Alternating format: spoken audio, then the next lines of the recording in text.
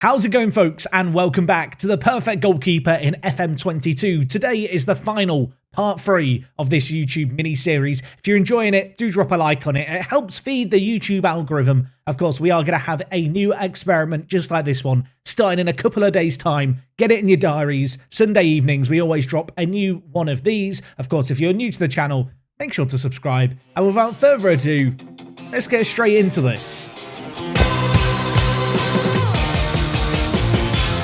So last time I left things, we had our perfect goalkeeper. Here he is, the man of the moment. 118 caps to his name. And, well, he's just been in a World Cup in the last 12 months. But before we look at that, we'll just look at his last year here at PSG. It's his second season at the club. 17 clean sheets in 31. 7.53 rating. Didn't quite do as well as last year.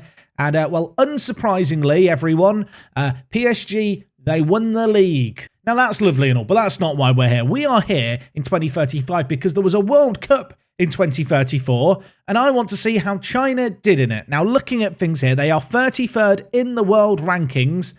Question is, how far did they make it in the World Cup? The answer, they got to the second round. I mean, wow. Okay, they only lost to France 2-1. I feel like that's pretty impressive.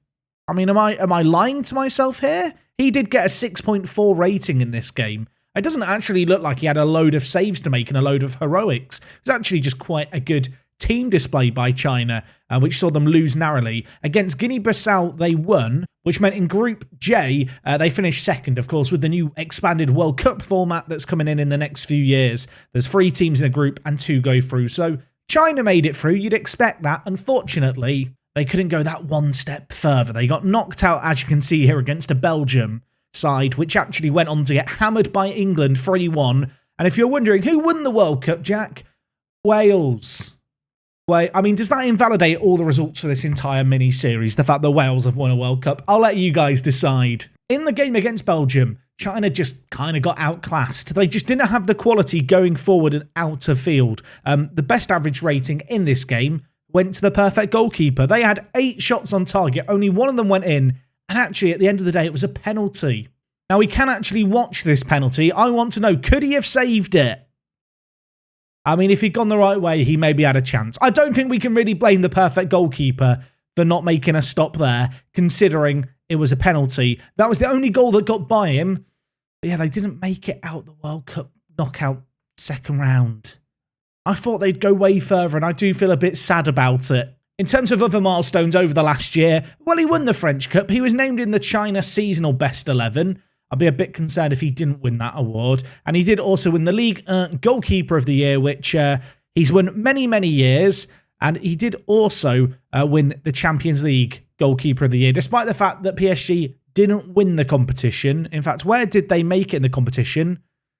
They lost on penalties in the final.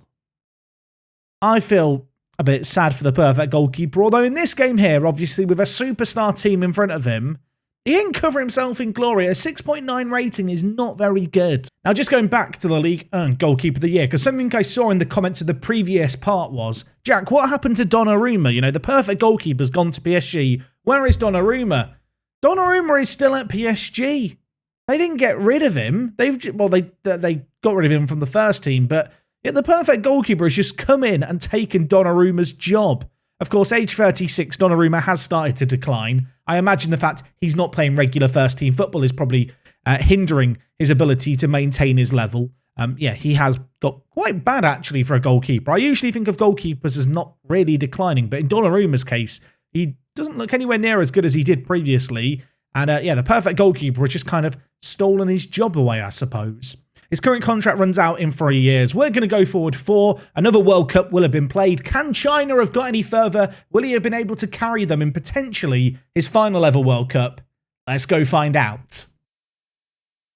Okay, we are back. It's 2039. China are up to 16th in the world rankings. That gives me hope that they've gone on some kind of crazy run. It's also worth noting that Jesse Marsch has become their manager, aged 65. This is a very weird timeline we live in. But yeah, China have really climbed up as of late. I don't know how they've done in the World Cup, but I want to believe that world ranking change means they must have gone in and run in it. They lost in the Asian Cup. We'll look at that in just a moment. In the World Cup, they lost to Germany. But I'll tell you what, they might have had their biggest result ever. They beat the Netherlands and they drew against France. So in Group B, China were drawn in a group with Haiti and France. And actually, by virtue of goal difference, China topped the group. So yeah, take that, France. Of course, Kylian Mbappe, I imagine, is long gone now. We are into the distant future. France, the world number 3. So for them to draw against China is pretty crazy. Of course, we saw what happened in the knockout stages. China sadly knocked out to Germany in the 3rd round, but not before they beat the Netherlands 3-1. And worth noting, Germany were the hosts of this World Cup, so to only lose 2-0 against the hosts, I actually think is pretty respectable. In the game against France, China was so unlucky. They dominated the game. They had a 2.0 XG to France's 0.51, and in the end, it was Kante, not the Kante, Khalifa Kante. I want to believe that's just Kante's son or something in regen form.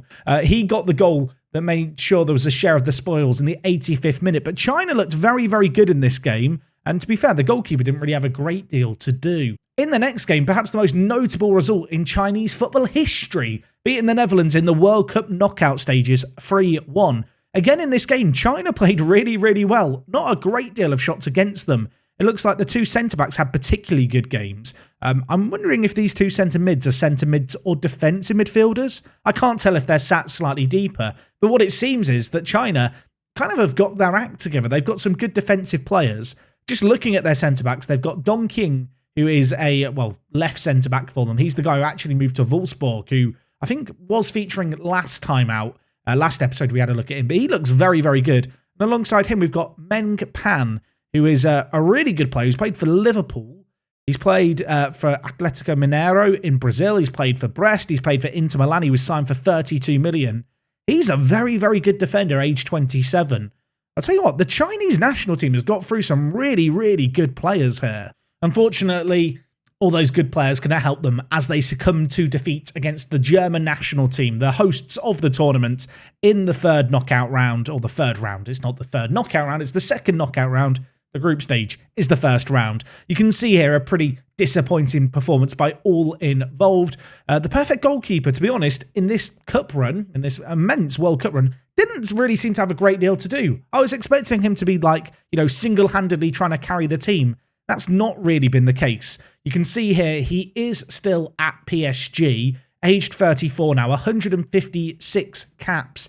I don't think he's retired from international football yet, so maybe still a slim chance he could make it to the 200 cap mark. Worth noting, favourite personnel, Solskjaer. That's right, he and Solskjaer are just best buds. I guess that's from their days at Manchester United. You might be wondering, how's he done over the last 4 years? He's now considered a legendary goalkeeper. Looking at the career milestones here, does not look like he's been able to win a Champions League at PSG, which is a little bit surprising. Of course, last time we checked, they lost in a final of one back in 2035, and since then they've not been able to take that extra step. Somewhat unsurprisingly, they're still just dominating League 1. Yeah, it's not really a surprise at this point. You can see he actually had the highest average rating in the league in goal for the season just gone. So he's certainly still doing a hell of a lot of kind of goalkeeper work. In fact, this year just gone, only 11 goals conceded in 29. His best season ever. 19 clean sheets. Yeah, he's still blooming good. I did wonder if he might start to decline as a player. I guess with his 20 natural fitness and his 34 kind of age range. For a goalkeeper, he's not super old. So with that in mind, he's maybe not quite started to decline as much. We can actually look at things here. So when we started things, we gave him 200 current ability. That is the best you can possibly be. It's dropped to 195. To put that into kind of perspective, that is kind of as good as a Messi and Ronaldo were in their prime in Football Manager. Not even they were given 200 current ability. So, of course, when we looked at things last time, PSG lost in the Champions League final against Bayern Munich. How have they done in the 4 years since, you might wonder? Well, they crashed out the group stage in 2036. The year after that, they made it to the quarterfinals. They also then entered the Club World Cup, which, they lost the 3rd place playoff game in, eventually losing, as you can see here, to Juventus. Then in the next Champions League, they got knocked out to Barcelona in the knockout stages. And then in the season just gone, they made it to the semi-final and lost to Man City. Brentford played them in the Champions League first knockout rounds? Sorry, we're going to have to take a detour here. So in this Football Manager universe, Brentford have finished 5th the last 2 years. I assume they won like the Europa League in order to qualify for the competition. In fact, yeah, they did. They've won the Europa League in 2034 and 38. Have they had like a tycoon takeover or something? There's promotions from within. Oh, okay, there was a failed tycoon takeover. I mean, there was withdrawn funding in 2033, but they're doing really well. I mean, shout out to Brentford. If you're a Brentford fan, the future looks bright for the Bees.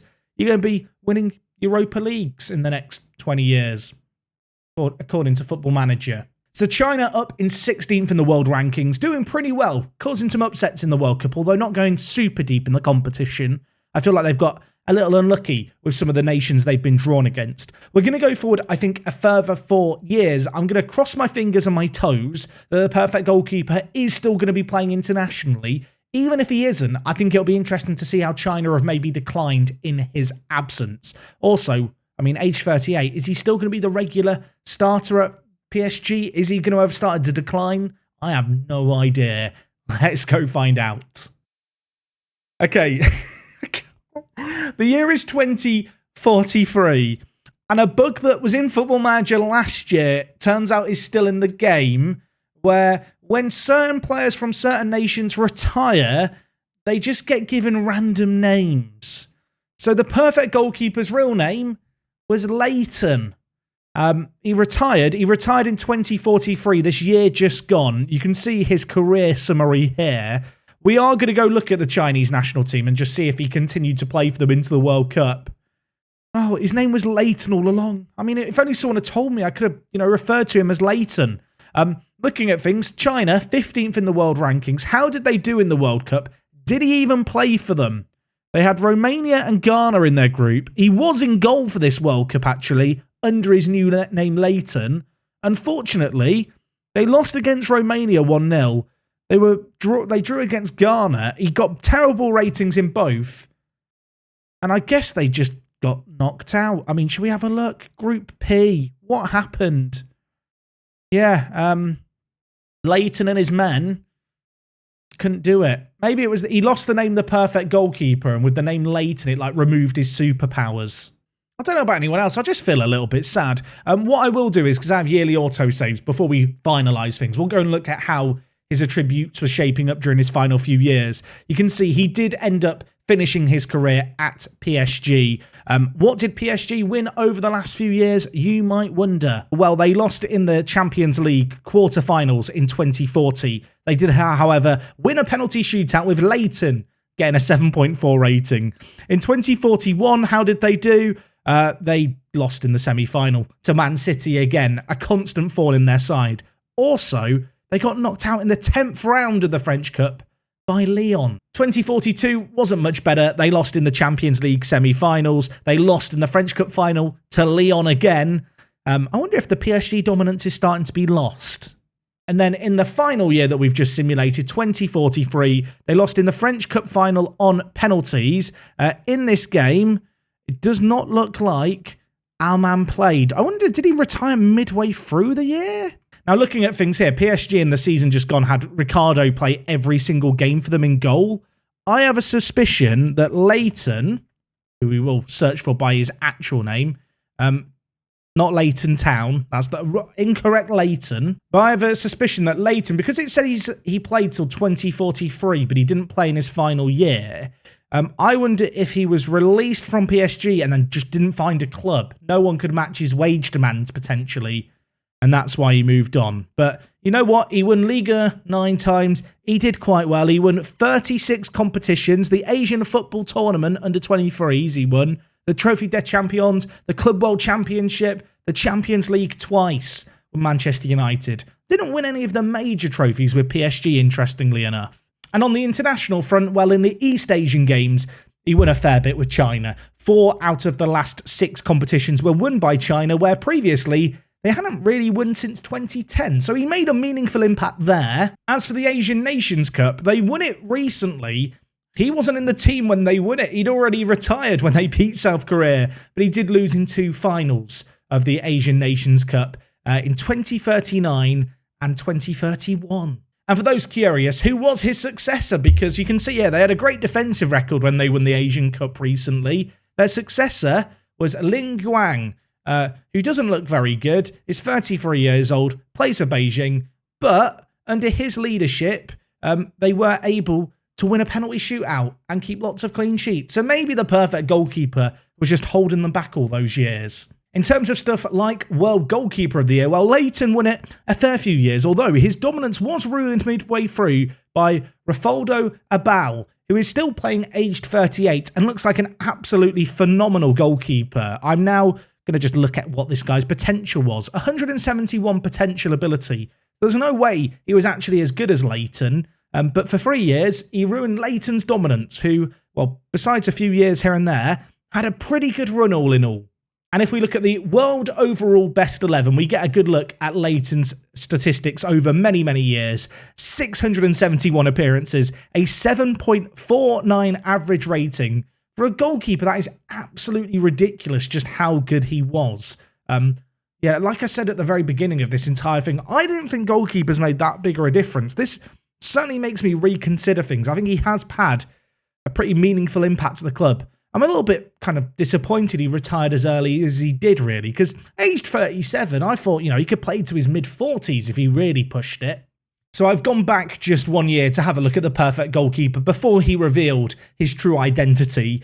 Aged 37, 182 caps. You can see here he did not really decline as a player. Even aged 37, he's absolutely crazy. His current ability sits at 177, which still probably makes him the best goalkeeper in the world. And yet, obviously, as we know, he went on to retire. You can see here, he retired on the 14th of July, 2042. Waved goodbye. What an illustrious career he had, though.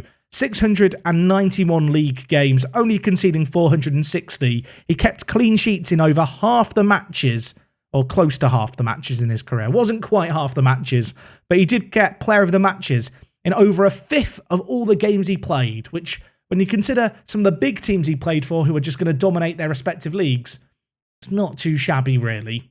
And if you were wondering how PSG did in the league over the final few years, they won it every single year, and everyone lived happily ever after, except the other 17 teams that share a division with PSG with the perfect goalkeeper in their ranks. Anyway, folks, that is going to wrap up this video from me. If you've enjoyed it, as always, please do drop a like on the video. It helps feed the YouTube algorithm and help it get suggested to the masses. If you've got your own idea for a Football Manager experiment, just like this one, you'd like to see, let me know them down in the comments. Let me know what you made of this. Are you surprised by any of the results? Did you think you'd be able to carry China a little bit more? Are you disappointed that they lost in the kind of World Cup where they did? I think for me personally, the fact that they climbed in the world rankings so much really demonstrably proves the fact that goalkeepers can have a massive bearing on a game. Whilst he wasn't able to single-handedly win them any of the big games against teams where maybe they might have been caught out or slipped up, I think it's difficult to argue that his individual performances didn't have a meaningful impact, ensuring that China did kind of just become the best team in Asia. As mentioned previously, new experiment launches on Sunday evening. I hope to see you guys then. And well, until next time, it is me, Jack, and I'll talk to you all in a bit. I'm out.